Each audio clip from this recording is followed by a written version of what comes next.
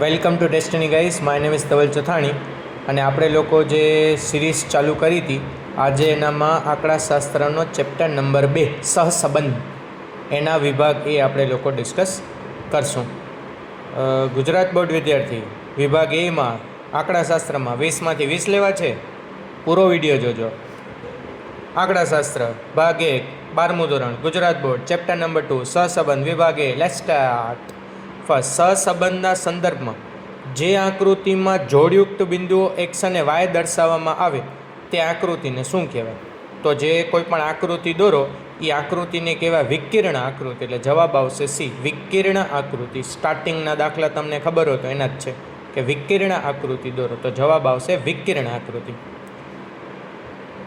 MCQ number 2, જો x અને Y વચ્ચે નીચે મુજબ વિકર્ણ આકૃતિ મળે, આ આપેલી હશે. હવે આનામાં આપણે જોશું તો જે બિંદુ આપેલા છે ને નીચેથી કરીને ઉપરની તરફ ક્રમમાં આગળ જાય છે. જ્યારે આવું થતું હોય, નીચેથી કરીને ઉપરની તરફ ક્રમમાં આગળ જતા હોય તો આને સંપૂર્ણ ધન સહસંબંધ કહેવાય. એટલે જવાબ આવશે એ, સંપૂર્ણ ધન સહસંબંધ.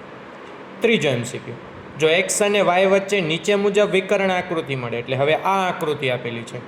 હવે આનામાં તમે જોશો તો ઉપરથી કરી અને નીચે તરફ બિંદુઓ આવે છે, પણ એ વિખરાયેલા આવે છે, આમ સીધી લાઈનમાં નથી આવતા ઉપરથી નીચે તરફ. તો આ બિંદુઓ પેલે એક પછી નીચે વરી નીચે આવી રીતે બિંદુઓ આપેલા છે, તો આને આંશિક ઋણ સહસંબંધ કહેવાય. જો કન્ટિન્યુઅસલી નીચે આવતા હોત સીધી લીટીમાં તો એને સંપૂર્ણ ઋણ કહેવાય. પણ ઉપરથી કરીને નીચે તો આવે છે બિંદુ, પણ આડા આવડા આવે છે, તો આનો જવાબ આવે આંશિક ઋણ સહસંબંધ. એટલે ઓપ્શન નંબર ડી તમારો આનો જવાબ આવે. ચોથો, વિકર્ણ આકૃતિમાં બધા જ બિંદુઓ એક જ સુરેખા પર આવેલા હોય તો આરની કિંમત કેટલી થાય?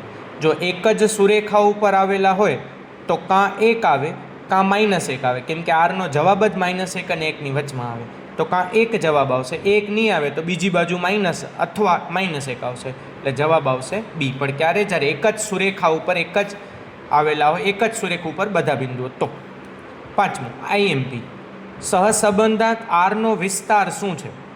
હવે આર એટલે સહસંબંધાંક થાય, એનો વિસ્તાર એટલે એનો જવાબ કોની વચમાં આવે? તો કે -1 આવી શકે, ઓછા છે બરાબર આર, ઓછા છે બરાબર 1, એટલે એનો જવાબ -1 અને 1ની વચ્ચે, પણ -1 અને 1 પણ આવી શકે છે. એટલે -1 આવી શકે, 0 આવી શકે અને +1 પણ આવી શકે. એટલે જવાબ આવશે ઓપ્શન નંબર સી. મૂંઝાવા માટે એના જેવો ઓપ્શન નંબર એ પણ આપેલો છે, પણ એની નીચે =ની સાઇન નથી નીચે બરાબર. અહીંયા તમે જોશો તો નીચે એક વધારાની લીટી છે બંને બાજુ. એ ઓપ્શન અને સી ઓપ્શનમાં એટલો તફાવત છે. એટલે જવાબ -1 આવી શકે, 0 આવી શકે ને 1 પણ આવી શકે. એટલે -1 ઓછા છે બરાબર આર, ઓછા છે બરાબર 1, એટલે ઓપ્શન નંબર સી. છઠ્ઠો, જો ચલ વજનનો એકમ કિગ્રા હોય, એટલે એક્સ સમજી લો આપેલો છે કિલોગ્રામમાં, બીજો ચલ ઊંચાઈનો એકમ સેન્ટીમીટર હોય, એટલે બીજો એકમ આપેલું છે વાય સેન્ટીમીટરમાં, તો સહસંબંધાંકના એકમ વિશે શું કહી શકાય? તો સહસંબંધાંકના ગુણધર્મ છે કે એનો કોઈ પણ એકમ હોય જ નહીં. એટલે જે આપણે છેલ્લો જે આર જવાબ મળ્યો, આપણે છેલ્લે કોઈ પણ દાખલો કરીએ તેનામાં આપણે આર બરાબર 0.5 એવી રીતે રાખી દઈએ છીએ. એની પાછળ કોઈ એકમ લગાડતા નથી, કેમ કે એનો ગુણધર્મ છે કે એનો કોઈ એકમ જ ન હોય. એટલે ન એ લીટરમાં મપાય, ન કિલોમીટર, ન સેન્ટીમીટર, કાંઈ જ નહીં. એટલે આરનો જવાબમાં કોઈ પણ એકમ લખવામાં આવતું નથી. એટલે જવાબ આવશે ઓપ્શન નંબર ડી, એકમ ન હોય. સાતમું, જો બે ચલ વચ્ચે અચળ પ્રમાણમાં એકબીજાથી વિરુદ્ધ દિશામાં ફેરફાર થતા હોય તો બે ચલ વચ્ચે કેવા પ્રકારનો સહસંબંધ હોય? અહીંયાથી જ ખબર પડે છે, એકબીજાની વિરુદ્ધ દિશામાં હોય. વિરુદ્ધ દિશામાં એટલે ઋણ જવાબ આવે, ને ઋણ જવાબવાળા બે જ ઓપ્શન છે, બી ને ડી. હવે અચળ પ્રમાણમાં એકબીજાથી વિરુદ્ધ ફેરફાર થતા હોય, એટલે એકબીજાના વિરુદ્ધમાં ફેરફાર થાય છે એ અચળ પ્રમાણમાં, તો જવાબ આવે સંપૂર્ણ ઋણ, ઓપ્શન નંબર બી. આઠમું IMP, કાર્લ પિયર્સનના સહસંબંધાંક ગણવાના સૂત્રમાં અંશ શું દર્શાવે છે?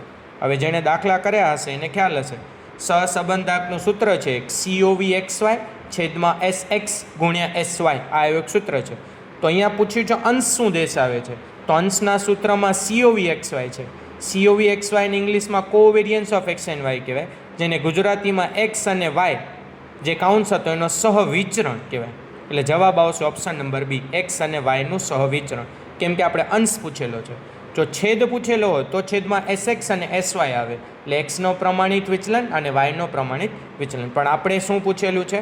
અંશ. અંશમાં શું આવે તો કે COVXY. એને વંચાય શું તો કે એક્સ અને વાયનું સહ વિચરણ, એટલે ઓપ્શન નંબર બી એનો જવાબ આવશે. ફોલો કરવાનું ભૂલતા નહીં આવા જ કન્ટેન્ટ માટે. આગળ જઈએ. 9મો, નીચેના પૈકી આરની કઈ કિંમત શક્ય નથી? તો આપણે આગળ પણ જોયું, આરનો જવાબ -1, 0, +1, એટલે -1 અને +1ની વચમાં આવે તો 0.99 એ બેની વચમાં આવે છે.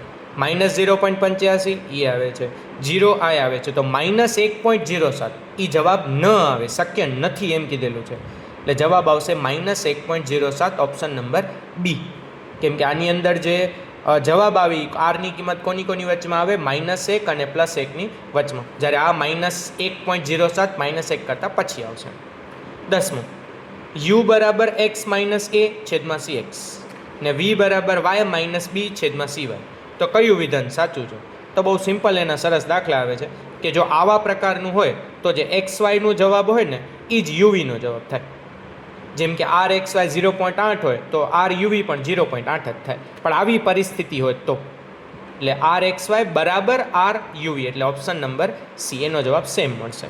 11મું, જો XY બરાબર 0.7 હોય તો R કાઉન્સમાં x + 0.2 y + 0.2 એની કિંમત કેટલી થાય? તો હવે આ કોઈ પણ રકમ આપેલી હોય, આપણે XY કેટલું આપેલું છે? 0.7, તો જવાબ એ કેટલો થાય? 0.7 જ થાય. આની અંદર એમ ન કરવાનું હોય કે 0.7 + 0.2 એટલે 0.9, મૂંઝાવવા માટે એ પણ ઓપ્શનમાં છે. XYનો જવાબ કેટલો છે? 0.7, તો જે રકમ જવાબ આવશે એ 0.7 જ આવવાનો છે, એટલે ઓપ્શન નંબર એ તમારો જવાબ આવશે. કેમ કે આપણે ઉપર જ શીખ્યા XY ઇઝ યુવીનો આન્સર, તો અહીંયા XYનો જવાબ 0.7 છે, તો આની કિંમત ગમે એટલી હોય જવાબ 0.7 જ આવે. 12મું, જો -xy બરાબર -0.5 તો R કાઉન્સમાં x - y ની કિંમત કેટલી? તો -xyનો જવાબ -0.5 છે. હવે આની એક ગુણધર્મ છે, x અને y બે ચલમાંથી કોઈ પણ એક ચલ જો માઇનસમાં હોય તો જવાબ માઇનસમાં જ આવે. તો અહીંયા આ ચલ માઇનસમાં છે તો જવાબ -0.5 છે. આપણે આની કિંમત પૂછી છે તો આનામાં x પ્લસમાં છે પણ y શેનામાં છે? માઇનસ, એટલે જવાબ -0.5 જ આવશે. જો આ બંને માઇનસમાં હોત -x અને -y તો જવાબ +0.5માં આવે. એટલે બે ચલમાંથી કોઈ પણ એક ચલ માઇનસમાં હોય તો એનો જવાબ હંમેશા માઇનસમાં આવે, અને રકમ તો તમને દઈ દીધી છે એટલે જવાબ આવશે ઓપ્શન નંબર બી -0.5. 13મું, જો σd² બરાબર 0 હોય, આ એક્ઝામમાં પૂછાય છે એવું છે, σd² બરાબર 0 હોય તો ક્રમાંક સહસંબંધાંકની કિંમત કેટલી થાય? ક્રમાંક સહસંબંધન વાળા દાખલા એટલે સ્પીયરમેન વાળા દાખલા, તો σd² એટલે d² જે આપણે ડિફરન્સ ગોતીએ એનો સરવાળો 0 હોય તો ક્રમાંક સહસંબંધની કિંમત કેટલી થશે? તો કે 1 થાય, ઓપ્શન નંબર સી. બોર્ડમાં પૂછાઈ ગયેલો છે કે d² નો સિગ્મા 0 હોય તો ક્રમાંક સહસંબંધ હંમેશા કેટલો આવશે? 1 આવશે, ઓપ્શન નંબર સી એનો જવાબ આવશે. Follow Destiny Academy on Instagram and YouTube. 14મું, ક્રમાંક સહસંબંધાંકની રીતમાં જો પ્રત્યેક અવલોકનની જોડ માટે RX બરાબર RY હોય તો Rની કિંમત શું થાય? RX એટલે Xનો ક્રમ, RY એટલે Yનો ક્રમ, એ બંને હંમેશા સરખા હોય તો ઓબ્વિયસ છે કે Rની કિંમત કેટલી આવશે? 1 જ આવશે, ઓપ્શન નંબર સી. પણ જ્યારે આ બંને સરખા હોય તો નકા નહીં. 15મું, ક્રમાંક સહસંબંધાંકની રીતમાં બે ચલના ક્રમાંકોના તફાવતોનો સરવાળો કેટલો થાય? કેની વાત થાય છે? ક્રમાંક સહસંબંધ એટલે સ્પીયરમેન વાળા દાખલા. બે ચલ એટલે x અને y, ક્રમાંકો એટલે તફાવતો એટલે d. આપણે જે xમાં ક્રમ આપીએ yમાં ક્રમ આપીએ, તફાવત એટલે d થાય. તો જે d છે એનો સરવાળો એટલે સિગ્મા d એ હંમેશા 0 જ થાય. જો તમે દાખલા કરેલા હશે ક્રમાંક સહસંબંધના તેનામાં જોજો, જે RX ગોતીએ, RY ગોતીએ, પછી d ગોતીએ, RX - RY એનો સરવાળો હંમેશા કેટલો થતો હોય છે? 0 થાય છે, એટલે ઓપ્શન નંબર એ 0 તમારો જવાબ આવશે. 16મું, ક્રમાંક સહસંબંધની રીતમાં જો બે ચલોના ક્રમ એકબીજાથી ઉલટા ક્રમમાં હોય તો Rની કિંમત શું થાય? હવે વરી ક્રમાંક સહસંબંધ છે, બે ચલ એટલે x અને y છે, એ એકબીજાથી ઉલટા ક્રમમાં હોય તો Rની કિંમત હંમેશા -1 થાય, જવાબ બી આવે. કદાચ તમને ખ્યાલ હોય તો ઉદાહરણ નંબર 18 જે છે એનામાં ચોપડીમાં બીજા ચેપ્ટરમાં એ આના ઉપર છે. જેમ કે એની અંદર સમજી લો કે ગણિતના ગુણ અને બીજા કોઈ વિષયના ગુણ આપેલા છે, એનામાં એ વ્યક્તિને ગણિતમાં 5મો ક્રમ છે અને બીજા વિષયમાં બીજો ક્રમ છે. જ્યારે બીજો કોઈ સી વિદ્યાર્થી છે એને ત્યાં બીજો ક્રમ છે, અહીંયા 5મો ક્રમ છે. એટલે એ ક્રમ ઉલટાયેલા છે. તો આવું જ્યારે ઉલટાયેલું આવે ક્રમ ત્યારે હંમેશા જવાબ એનો કેટલો આવે? -1 જ આવે. ઉદાહરણ 18 માટે આ રેફરન્સ માટે છે. જેમ કે હમણાં મેં તમને ઉદાહરણ આપ્યું કે એ વિદ્યાર્થી છે એને ગણિતમાં સમજી લ્યો કે 5 સંબંધમાં છે, એટલે 5 એનો ક્રમ છે, અને વિજ્ઞાનમાં 7 ક્રમ છે.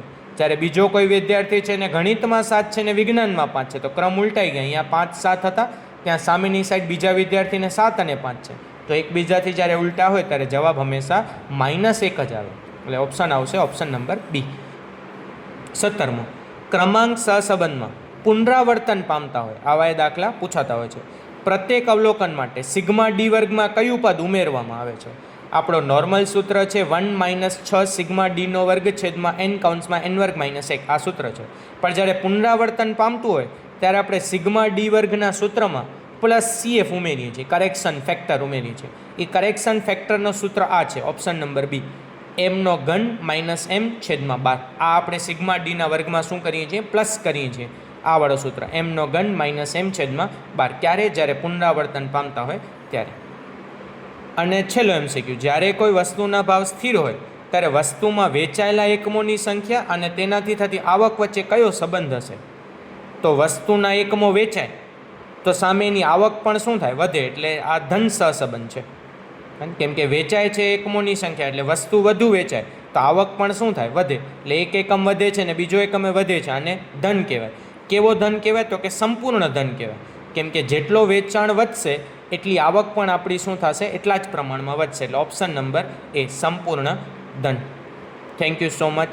Follow for more. નેક્સ્ટ અલગ અલગ ચેપ્ટર નંબર 3, ચેપ્ટર નંબર 4 આ બધાના પણ વિભાગે આવવાના છે. સો stay tune. Thank you so much.